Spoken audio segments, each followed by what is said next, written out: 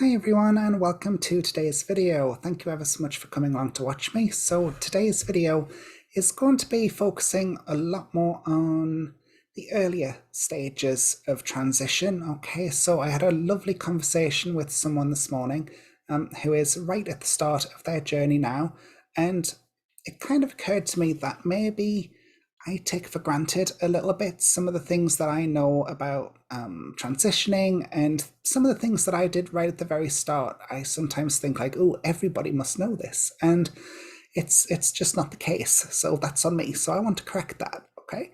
So this video, it's not like a starter kit. You don't have to do all this stuff. Okay. It's not an essential thing. These are just suggestions. So don't let it trigger any kind of dysphoria type stuff for you if you haven't done these things, okay? Or if you didn't know, it's not that big a deal, okay?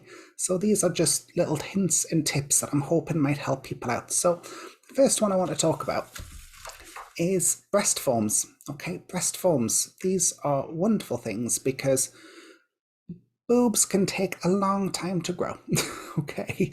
There's no other way of putting it. If you think about how a cis girl's breasts develop, so they might start from the age of 11, 12, and they will not be fully developed until they are around, I would say, 18 to 21 years old. Yeah, to be fair. And this is how my doctor explained it to me. So sometimes, obviously, not every trans woman is the same. It can take years for you to get anywhere near a fully developed breast size, okay? A long time, because you've got to think of it almost like a second puberty, okay? So what you can do in the meantime is get these things called breast forms. So you can buy special bras for them to go into. Just a normal bra will do. It doesn't need to be special. Pop them into your bra. They cost roughly £30, £35. You can get them from Amazon. They're ever so good. They normally last about a year, depending on how much wear and tear you get out of them. And yeah, they're ever so good. They're normally made of silicone, but you can get ones that you can sleep in. You can sleep in the silicone ones too, but they are more prone to splitting, and they will just give you more of a boob shape. There you go. There's my boobs. So yeah, they're very good. And once you start feeling comfortable with your actual size, you can get rid of them. You don't need them after that. Just be comfortable with your size. I'm getting to that point soon where I think I won't bother with these breast forms anymore because my natural ones are starting to come in quite nicely now.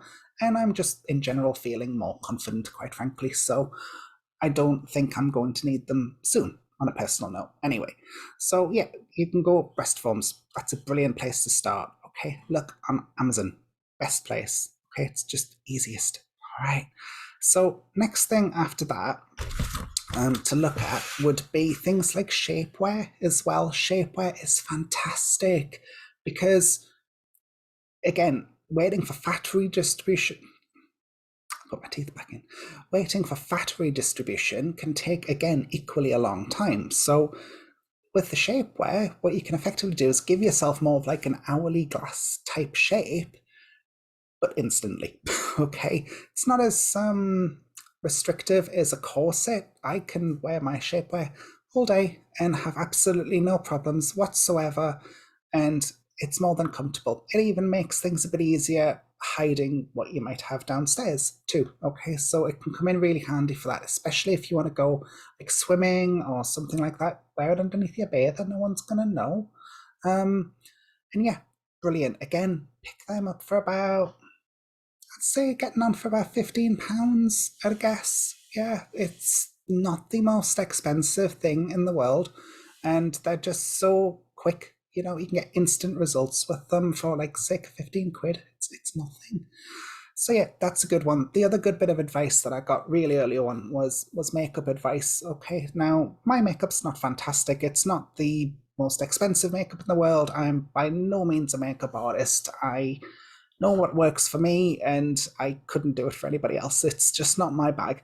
But there's so much good stuff out there on YouTube that you can go through and have a watch and have a listen to, and it's just ever so good. Okay, so go through and have a look, because they can teach you things like contouring, which is just a fancy way of making certain things more prevalent. So, like your cheekbones, for instance, you might want them to pop out a little bit more, and you might want to hide the jawline a little bit if that's something that worries you. Okay, it certainly worried me. So yeah, you can do some contouring. It's not as scary as what people make it out. Okay, it's really not. It's just not that difficult. But just do it simple. You don't have to like re-sculpt your whole goddamn face. Just do the bits that you want to do, that you're comfortable doing. Okay. Um, the best tip that I got given, okay, was when you have a shave, before you've had electrolysis or laser hair removal or anything like that, when you have yourself a shave, and no matter how close you do it, you're sometimes left with like a bluey kind of hue on your face, aren't you? It looks almost like a shadow sometimes.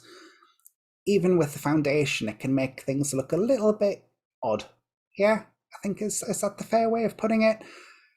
Best bit of advice I ever got was color correction. Look into color correction. It changed my life. Okay. Or in simple terms, all you've got to do, go to Poundland or somewhere really, really cheap and get yourself a cheap lipstick that's orange. Okay, so like a bright orangey kind of red color. Pop it on the areas where it's looking a bit blue and a bit dark. Blend it all in, and then just pop on your foundation over the top, do your normal makeup. I swear to you, it will look better. Okay, it sounds ridiculous, it really does sound silly, but honestly, it'll make such a difference doing that. I really promise. Okay, so honestly, give that a go. It's really, really good. I'm still working on my voice, just as a side note. So if I sound a little bit crackly, a little bit breaky, that's why. Okay, I'm not used to talking this fast and having to think on my feet while using my learned voice. Okay, watch my other video. You'll see me struggling there too. Okay. So yeah, so you've got the color correction done. And also the other thing as well is looking at things like clothes. I keep saying this, but honestly, please don't spend a fortune on clothes. You don't have to go to high-end places. Look at Facebook Marketplace, look at charity shops. Charity shops are fantastic. If you're really lucky, I was, family members as well, they'll have things that they can give you once you're out as well, okay? But honestly, please don't spend a fortune on clothes, because your style will change so much as time goes on, okay? You might have an idea in your head when you first start transitioning, but I promise you, your style will probably change. Not for everybody, but most people it will, okay? So again, you don't have to do anything on this list. It's just a quick video because I just want to help a few of the newbies out who have just started transitioning, and hopefully it'll just make life a little bit easier for them. Okay. Thank you for coming. Please share any hints and tips for other people that you've got in the comments section. I appreciate all the comments. Some of the ones I've gotten recently have been so blooming lovely. Thank you ever so much. Okay, I really, really appreciate the words of encouragement and the lovely messages that you leave me. Honestly, I can't say enough how nice it is waking up in the morning. I always make a point of reading them in the mornings because it's just such a lovely thing to wake up to. So thank you so much from the bottom of my heart. Okay. And yay, thank you. I hope you enjoyed the video. Everyone take care. Bye.